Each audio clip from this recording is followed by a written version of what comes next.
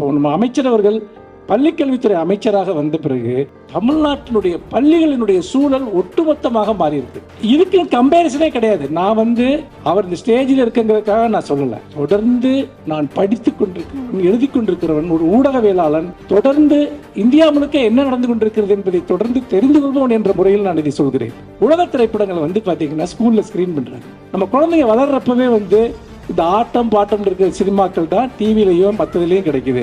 உலகத்தில் மிகச்சிறந்த திரைப்படங்கள் பார்த்தீங்கன்னா திரையிடுறாங்க.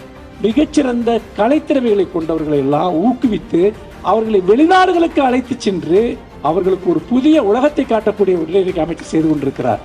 இதெல்லாம் இந்தியாவில் எந்த ஸ்டேட்லயாவது நடக்குதாங்கிறத நீங்க கொஞ்சம் யோசிச்சு பாருங்க. நம்ம அவரை பாராட்டுறதுங்கிறதுக்கு நம்ம எந்த கூடுதல் வார்த்தையும் தேவையில்லை. அவருடைய செயல்பாடுகளை சொன்னா போதும்.